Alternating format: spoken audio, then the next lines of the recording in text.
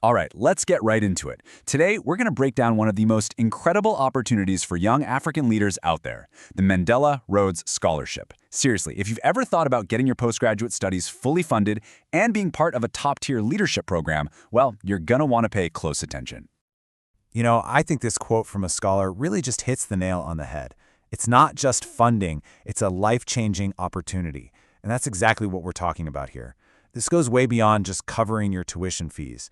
It's about becoming part of a community, a real movement that's all about shaping the future of the continent. Okay, so to really get a handle on how to put together a winning application, you first have to understand the why behind it all.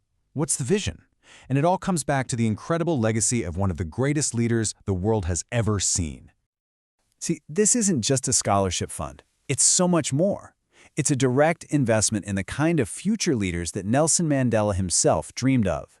The whole program is built on his powerful belief that it's the young, educated, and principled people of Africa who hold the key to transforming the entire continent. All right, let's really get into the nuts and bolts. The foundation is looking for people who live and breathe 4 core principles. Honestly, you should think of these 4 pillars as your North Star, your compass for the entire application. Every single story you tell, every experience you bring up, it needs to tie back to these big ideas. So first up, leadership. And what's really cool is how they think about it. It's not about having some fancy title or leading a massive organization. Not at all. It's about initiative. Did you start a small project at your university? Did you see a problem in your neighborhood and try to fix it? That's what they mean. They're looking for problem solvers, no matter the scale. Next is education. And here they want to see a straight line connecting your academic goals to your commitment to Africa. It's not enough to just want a degree. The big question is, how are you going to take what you learn in your master's or honors program and use it to make a real, tangible difference back in your community? And then there's entrepreneurship. Now, hold on, this doesn't mean you have to be the next big startup founder. It's really about a mindset. It's about how you see a problem, in healthcare, education, whatever it is, and you just have that itch, that drive to figure out a solution. It's about being creative and proactive. That's the entrepreneurial spirit they're looking for. Finally, reconciliation. And this one, wow, this really shows you how deep this scholarship goes. It's about fostering peace, and it starts with you. It starts with understanding your own story, your own identity, and then it ripples outwards. How are you, in your own way, trying to heal divides and build bridges in your community? It's a huge but incredibly important question. So, let's just recap. Leadership, education, entrepreneurship, and reconciliation. These are the 4 pillars. You have to keep them front and center. As you're writing, as you're putting everything together, just keep asking yourself, how does this piece of my story show them one of these pillars in action? Your whole application should be a story woven around them. Okay, so that's the why. Now for the how. How do you actually take your story and weave it through those 4 pillars? Let's get practical. Think of this next part as your toolkit for building an application that doesn't just get read, but gets remembered. All right, here's the checklist of what you'll need to pull together. You've got your personal statement, that polarizing issue essay, your CV, letters of recommendation, transcripts, and proof of citizenship. Now look, they're all important, but let's be real. Your personal statement and that essay, that's where you really get to shine. So let's zoom in on those. Okay, the personal statement. This is your shot. It's your one chance to show them the real person behind the paperwork. I mean, think about it. They read thousands of these things. What makes one stand out? Authenticity. Don't just give them a laundry list of your achievements. Tell them why. Why did you do those things? What did you learn? How does it all connect back to those 4 pillars? Be real. Be honest. Heck, be a little vulnerable. Let them see who you are. All right, next up is this essay on a polarizing issue. So, what in the world is that? Well, it's pretty much what it sounds like. It's an issue that completely divides people. It splits a community or even a whole country into 2 very different, very passionate, opposing camps.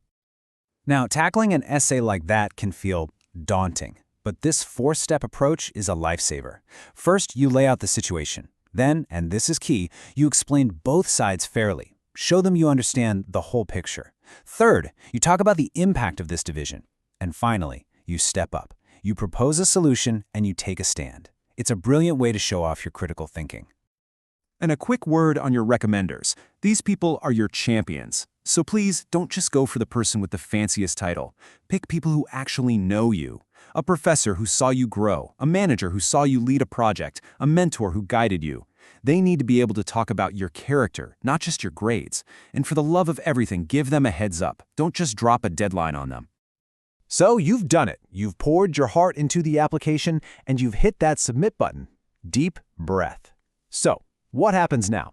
Let's look at the timeline, and then I'm going to share an insider tip that past scholars say is, without a doubt, the most important piece of advice for this entire process. Okay, so this process is no joke. It's tough. Your application gets reviewed in multiple stages over several months. And if you're one of the top candidates, you get to the final stage, an in-person interview in beautiful Cape Town, South Africa. They really take their time to find the right people. And just to put this into perspective for you, how competitive is it? Well, in a typical year, they select only about 30 scholars. 30 from the entire African continent.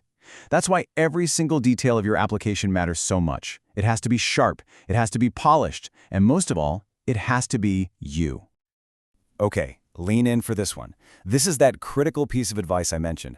I'm not kidding. Scholars say this is the one thing that can make the difference between accepting the scholarship and having to turn it down. It is absolutely 100% crucial. Here's why this matters so much. You simply cannot accept the scholarship if you don't have an admission letter from a university. And for most South African universities, if you have a foreign qualification, you need something called a SAQA evaluation. That process can take months, so please do not wait. The second you get through to the next round of the scholarship, start your university and SAQA applications right then and there. It will save you a world of stress. All right, let's imagine it. You've gone through the whole process. All that hard work has paid off, and you've made it. You're a Mandela Rhodes Scholar. So, what's that actually like? What's life like on the other side? Of course, the full funding is a game changer. I mean, tuition, housing, a stipend, it's all covered, which lets you just focus on your work.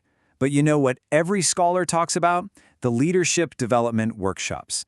They say these retreats are absolutely transformational. You're there with your entire cohort, this incredible group of young African leaders, just learning, growing, and building a network that will honestly last a lifetime. And you don't have to take my word for it. Listen to what scholar John Muti said. He talked about the depth of networking, the depth of relationships, and how it was a transforming life experience.